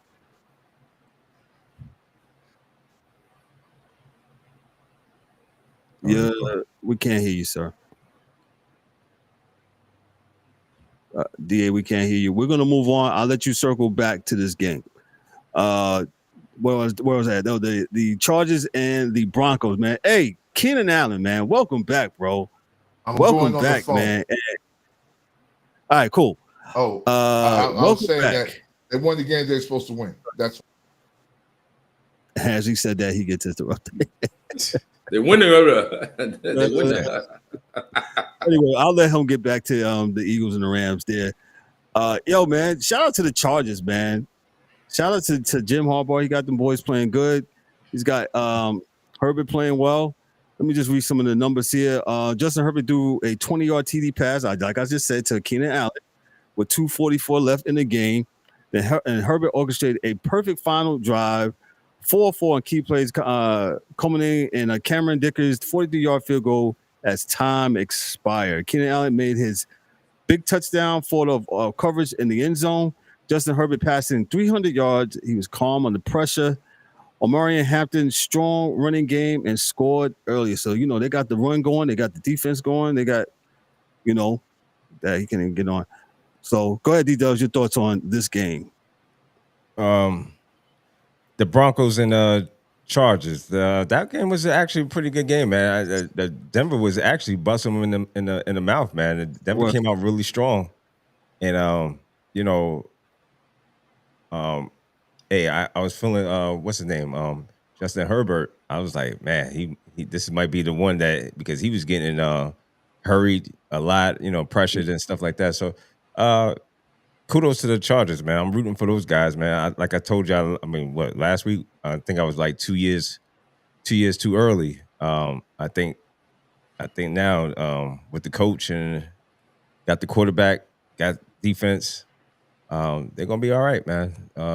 Look out for the Chargers. But Denver played a heck of a game, though. So that was actually one of the best games of yesterday as well. Right. Facts. Yeah. Gotcha. Go ahead, Mike. This was a game the Broncos needed to win because, like I said last week, the Broncos don't win against good teams, and they showed their youth again. So the Broncos want to compete. Those are the games you got to win, man. The Chargers are looking like world beaters, but we've seen the Chargers look like world beaters before. Yeah, we've seen this. And it's still early. Still very early. Only difference is, like I said before, John Harbaugh has never had – that's Jim. I'm sorry. My apologies. Yeah. Jim Harbaugh has never had a quarterback like Justin Herbert, ever, at any level. So as long as they could keep what they got going and their defense stays solid, I think they're going to be tough the rest of the way. So shout out to the Chargers, man. And Broncos, better luck next time. If y'all want to be competitors, you got to win these games. Got to win them games, man, especially in this West. And you got to, what's that, Kansas City. Kansas City picks up a win, so you gotta try to give yourself some distance and put your foot on their neck, so so you don't let them get off. You know what I mean? So absolutely. DA, can you? No, DA can't hear us. The Chargers look good, like you said, D-Dubs. If you watch that game, Denver was up, and Denver's gonna be there too in that AFC West, man. So. Shout out to them. Oh, yeah, get down the slide there, Lamar. And he tripped. He didn't mean to slide. He tripped. So we're going back and forth. The Lions and the Ravens are 7-0 in the first quarter, with 7:22 left in the first quarter. Let me go on to this other game here. DA is going to be on the phone. Or hold on, I'll let him. All right, DA. Mark Andrews sighting in the first quarter? Yeah, I found his hands. Go ahead, DA. I'm gonna let you circle back to the Rams and Eagles. If you can hear us. Okay, can't hear us. I'm gonna go on to the Giants and the Chiefs, man. Yeah. What's the song? What more can I say? Hey man, I already told you, Cyndi Lauper, man. Time after time, yeah. Do I need to go get another one? Chiefs beat the Giants 22-9 on Sunday Night Football to get their first win of the season. Mahomes was 22 of 37, 224 yards, 1 TD plus a big run after they throw to Tyquan Thornton that set up a touchdown. Harrison Butker made 3 field goals, 54, 48, 28 yards to stretch out the lead. Defense stepped up for the Chiefs. Chiefs defense is pretty good this year, man. So they had 2 interceptions of Russell Wilson, limited him to 160 yards passing and no TDs. Russell didn't have no game like he did last week. And I think there go that man, Derrick Henry, 7-up. Wow, I want to go to what is it? Chris Collinsworth said it last night. The Chiefs basically took away neighbors from doing anything, man. They just said, all right, you're not going to beat us. Bro, he was targeted 7 times, made 2 catches, 20. I believe it was last numbers I think I seen was 26 yards or something like that, 20-something yards. That's a disgrace. That's the disgrace. I'm sorry. Let me just cut you in. No, go ahead. You got it. Russell Wilson. I don't know. The defense of the Chiefs wasn't. I mean, come on, man. They all right. They probably mid to this point. They okay. Not to the level of making Russell Wilson look like that, and Russell Wilson looked like he didn't know what to do. So now I'm ready to pull the alarm and add Dart to the game, because if that's what Dart is learning from Russell Wilson, we might as well put him in the game. If you tell me that, and this is what I was been preaching, that hey, Russell's going to teach this young kid the ropes. Right. And if he's looking at Russell and saying Russell throwing the ball out the stadium into the to the 5th row, if this is what he's, come on, man, what are we doing? You understand what I'm saying? It doesn't make sense. So you might as well go ahead. I predict that this is the week that they're gonna put Dart in, and they're just going to against the Chargers. The Chargers come to town. Yeah. Well, I mean, hey, man, y'all better not. Don't do it. Hey, don't do it. Don't do it, man. I think this is gonna be the week, man. I think this is gonna do it. They're gonna do it. What else they got, bro? What else are they gonna do? How much longer? I heard Louis Riddick said this morning on the Dan Patrick Show, man, and I don't always agree with Louis Riddick, man. He's played the game, whatever, and I'm, I only play at the high school level, but he said that he doesn't believe in teams messing up young quarterbacks. Well, they've been doing it. Where has he been? They've been doing it for. They've been doing it. And you coming out now saying this? Are you kidding me? Stop. Let's go to the Patrick Show this morning, and that's what he said. And Dan didn't really offer no pushback. If I was there, I would like, what Lewis? I got a bunch of examples, man. Where you been, Lewis? My example, I'm gonna put it in the form of a Jeopardy question. Who is David Carr? Who is David Carr? Who's all the Browns quarterbacks? Who else? Who is Jason Campbell? Right, Jason Campbell. That's a good one. Yes. Who is Patrick Ramsey? I'm just saying, what are we talking about? They've been doing this, Riddick, and you've been in the game long enough to see it. You've seen this. Played it. He's been playing personnel. He's in media now. And I like Lou, but I'm just like, yo, yeah, come on. What are we talking about? They've been doing this. This is nothing new. So, listen, man, you got a combination of a coach who's he's about to get fired, and he's going to try to pull anything out his behind to try to stay 100%. Right? And you got this young kid here. I don't really agree with it, but you know what? Listen, looking at Russell Wilson last night, that was awful. That was awful. So I don't know. I'm not with it. I'm with Mike. I've been screaming this. The whole regime got to go. The offensive coordinator, the defensive coordinator. The offensive coordinator is horrible. Kafka, whatever his name is, awful. They are allergic to the red zone. They are allergic to the end zone. The red zone, the end zone, all of it. They can't get in. What play calling is being called? You look at it, I'm like, for somebody who don't know, I never played the game, but I sure know that this team can't get into the end zone every time, year after year. If you pull up the stats of the Giants, look at them. They can't get in for whatever reason. The reason is play calling. Play calling is atrocious. Kifka's his experience there. He spent 5 seasons coaching with the Kansas City Chiefs under Andy Reid, working as an offensive quality control coach and later a quarterbacks coach. I can't tell. I can't tell. There was some coach. I'm facing the wrong way. Hold on, sorry. This guy is doing a Shannon Sharp. Michelle. He leaking himself. I'm screaming. Yo, what are you doing, brother? Yeah, what the Shannon shout out to the DA, man. He tried to get his technical side together. There you go, brother. Go ahead. What you got for me? Listen, I'm for the cause. Man, I had to jump on my telephone because my computer just nothing working. So my appreciate you, man. Is down. My internet is down. My whole signal, but my wife is changing the router, so I'm fixing it. Whatever. But yo, that said, listen. The reality is this, man. The Giants suck. They suck for a while. Yeah, they do. I mean, you ain't saying that. They're taking advantage of the dummies that pay to go see them. You know, I'm sorry. That's just what it is. I would say use that money on something else. Pay your Conrad bill. Do something else. Just do something else. But let me as far as the team though. I mean, what do you see? I think they got talent in certain spots.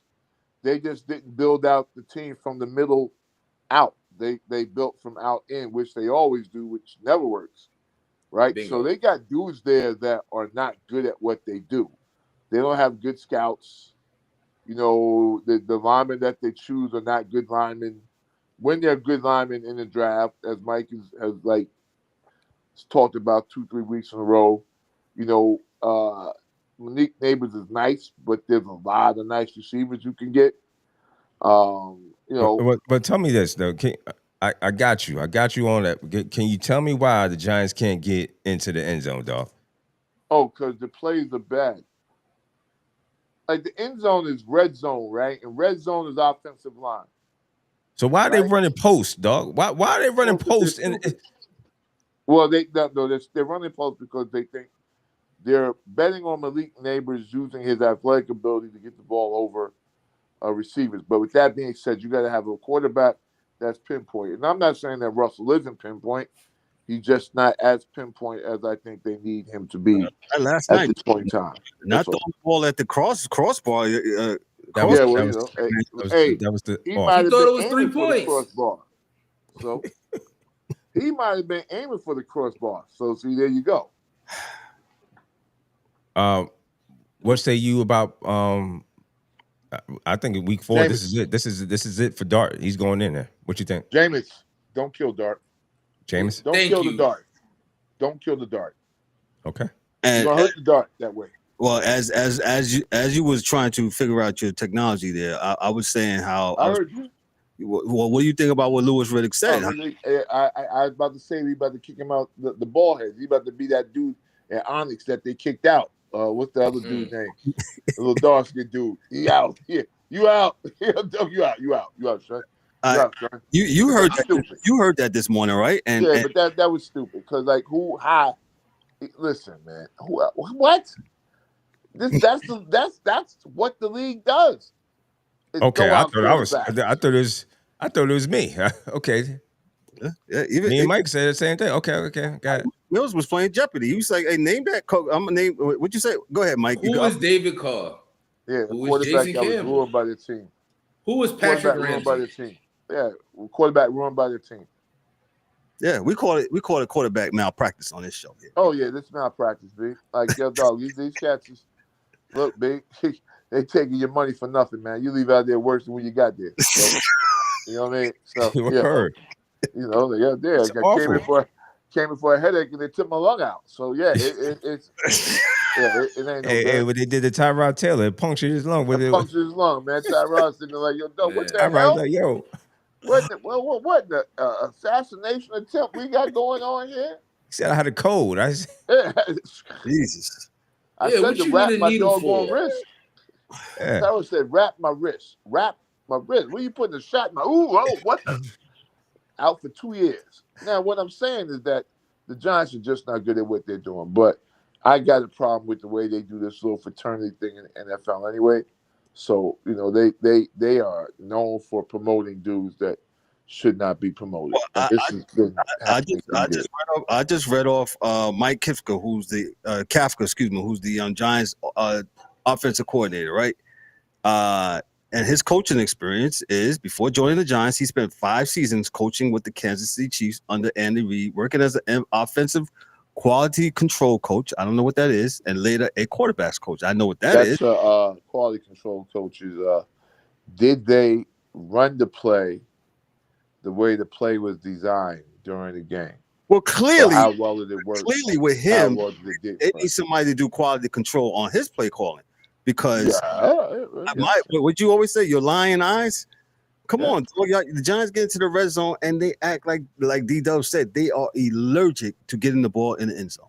It's sad, man. It's like week after week. I mean, how long you gotta keep watching this and again, watching them? If your team is not built to play from the 20 in, you're never going to do well there.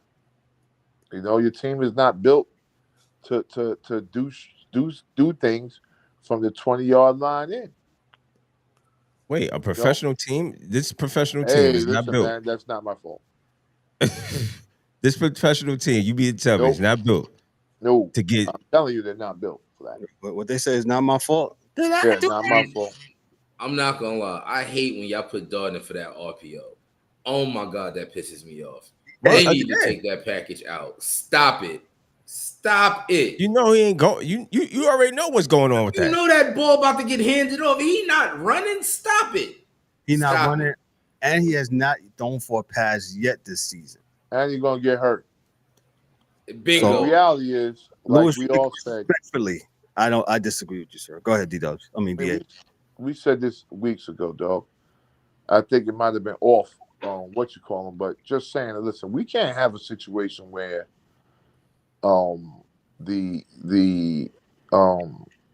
to save a coach's or somebody's job, you're putting this kid in right now to save some jobs. Like that's not what's going to happen. That's not good, man. That ain't good. Like, that's what you're doing. Yeah. You're doing that to save a job. You know what I'm saying? You know, you're doing that to save a job, man. So you look good. I'm just the Giants since 2017 have only been 2-1 once since 2017. Every last one of those starts have been 0-3, 1-2. Only one time. The offensive line. So, well, tell me. We've been saying this since the start of the show. You're supposed to build again a bunch of guys. I think you're the only one that's played at the collegiate level.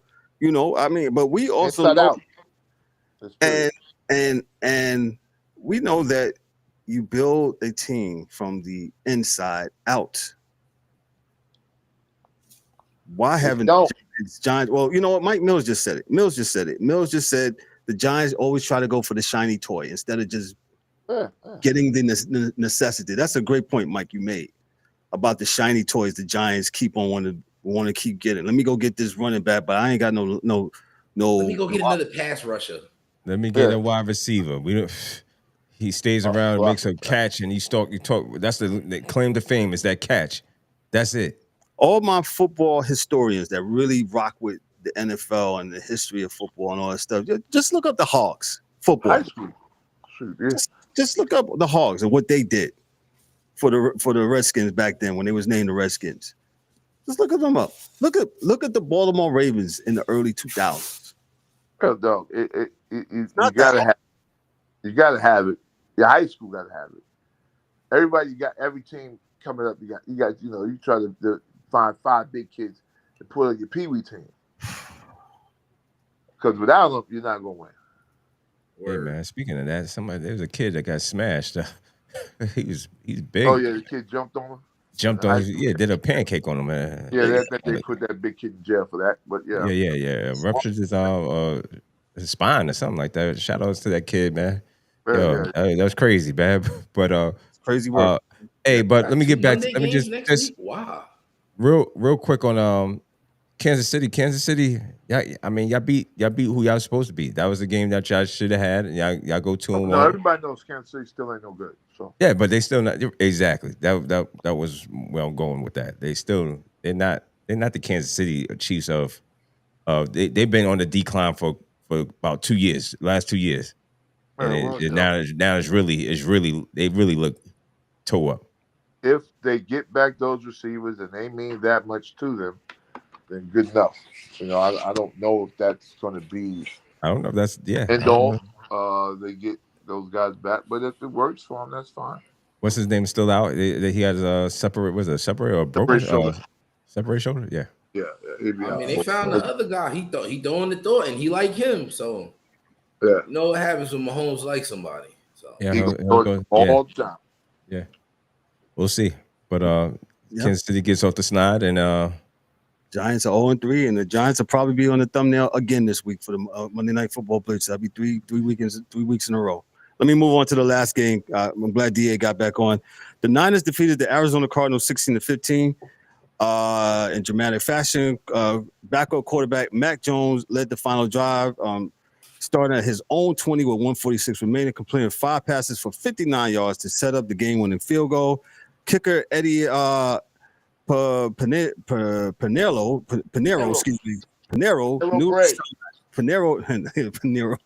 newly signed after the team's regular kicker had struggled, drilled the 35-yard field goal as time expired. Go ahead, DA. Talk about your team and what you like. Game, good game. Mac Jones can play. Listen, everybody, my boys calling me, my dude from out there, y'all dudes get mad at me, but I don't care, man. The reality is this, man. Mac Jones came into the league with a higher ceiling than Brock Purdy. He's essentially a upgrade of Brock Purdy, and he's definitely an upgrade at $2, $3, $4 million as opposed to $59 million a year. So, yeah, we'll take the wins. You see, Brock is supposed to be out 6 to 8 weeks. He'll be back next week. He's opened up the building this morning at 5 o'clock. He was there.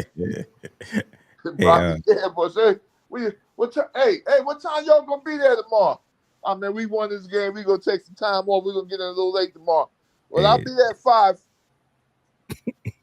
Hey, he won't get in that his number one spot back, man. Dedicated. Yeah, that's what it is. It's not worth that much, fellas. Like, I'll be real honest with you. It's not. It's not, man. It's worth that. That's what the market said. It is what it is. Yeah, the market cut us fucked up. That's what Eric said, like, who started this market? Who said nah? Not for you. I know the market says, but it's not for you. Just market is not for you, sir. No. I'm sorry. I've never understood the quarterback carousel. So maybe they thought Brock Purdy, the Niners thought, he was a hot, they are in Silicon Valley, right? Thought he was that hot EFT. He can play. He's not worth $59 million. But he's not that money. Bingo. The same thing I say about the NBA players, Kevin. This is the same thing we talk about. That just because you got the money, you got to use it, but you guys don't match up. Your play does not match, and everybody can see it. Everybody who got eyes can see that doesn't match this money. We have no problem. People have no problem giving you the money if you match up your talent matches up with the dollar amount. But the thing is, see, it's just timing. This thing is in the NFL is timing. So Right. you just so happen, Mike just so happened to be, balling out, and he falls into his contract is up. He gets a good contract. You've been playing bad all this time. I come up, but the market says you need a quarterback. There's nothing else out there. The market says this. He could command that. You know what I'm saying? See, that's the problem. That's the problem, right? These teams got to stand 10 toes down. If your team is built the right way, I'm not trying to say disrespectfully, right? 'Cause I respect all pro athletes, point blank We period. just saying what we But see. if your team is built the right way, you can go a year or two on the cheap with a dude that can bridge you out. Because everybody talks about the bridge quarterback, but you can only have a bridge quarterback if your team Game manager, yeah. is built that way. Facts. You know what I'm saying? That's the only way you can do that. If you ain't got a running back defensive line, we've seen teams do that for years. How the hell do you think Kirk Cousins got all that money? He bridge you out, B. No, not just I'm good. But they give him that bread to it's just, these dudes are not smart, man. I'd build my team so that any quarterback could win. And when I get that rookie, then we win in the Super Bowl. When I get that rook, then we go Super Bowl bound. But right now, it's okay. It's okay. And when his contract is up, hey, Rook, guy, you've been good. Right? If he's next up, guess what? He'll get his bread from somebody. Yeah. I don't have to worry about that. I'm not here to be your welfare forever. Brock would have got his money from somebody else this year. That's all I'm saying. Right. Brock I'm not your welfare forever. Yeah, I'm not doing that. That sounds like a song. Yeah, it sounds like the WNBA. That's what it sounds like. Nope. Well, not. Nope. I'm not doing it, so I'm not paying for it, B. Why? Why would I do that? I agree. Pay us what yours. Yeah, no. I'm paying you what you're worth. There you go. And this is why, social note, this is why sports has a hard time with regular fans, because they do things opposite of the way that most people live. So when people look at it, sports, they don't understand a damn thing that's going on. So that's the problem, because they doing stuff that's like, huh, what? They no good. But that's what they do. And it's not that, dudes are bad. Like basketball, they got is contractually mandated. They got paid 51% of the profit to the players. Understood. But that's why, and they do it in a way that doesn't make sense.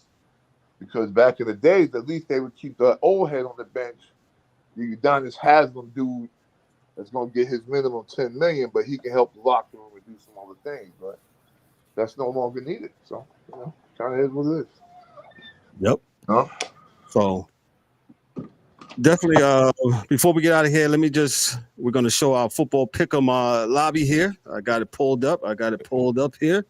See what we got here doing. I had a horrible week. What? Them Texans, them Packers. Yeah, I lost like them Packers got packed. Yeah, I think as long as everyone else lost, I should still be up at least somewhere. I'm sorry?